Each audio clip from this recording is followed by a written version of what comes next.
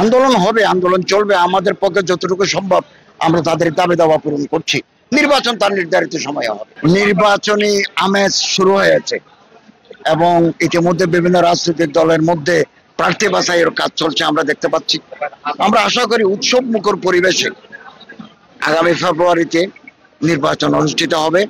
সুষ্ঠু, অবাধ, নিরপেক্ষ নির্বাচন হবে এবং যারাই নির্বাচিত হবেন আমাদের সরকার, আমরা তাদের হাতে ক্ষমতা হস্তান্তর করব।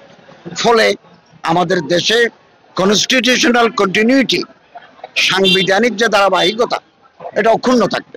কারণ এটা যদি ব্রেক হয়, দেশের অগ্রগতি, দেশের ইমেজ ক্ষতিগ্রস্ত হয়।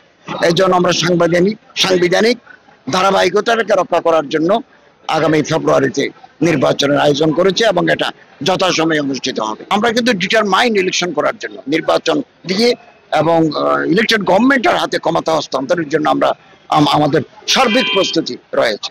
ইলেকশন কমিশন এভাবে কাজ করে যাচ্ছে। আন্দোলন হবে, আন্দোলন চলবে, আমাদের পক্ষে যতটুকু সম্ভব আমরা তাদের দাবি দাওয়া পূরণ করছি।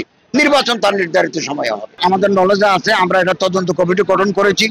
350-এর মতো মসজিদ প্রায় নির্মিত হয়ে গেছে। কিছু আমাদের হস্তান্তর করেছে, আর কিছু হস্তান্তরের প্রক্রিয়া আছে। যেগুলো ফাটল হয়েছে অথবা ত্রুটিপূর্ণ আছে, এগুলো আমরা একটা পাওয়ারফুল কমিটি গঠন করেছি। তারা বিভিন্ন জেলায় যাচ্ছেন এবং তদন্ত রিপোর্ট দিলে আমরা অভিযুক্তদের বিরুদ্ধে আইন অনুযায়ী ব্যবস্থা নেব।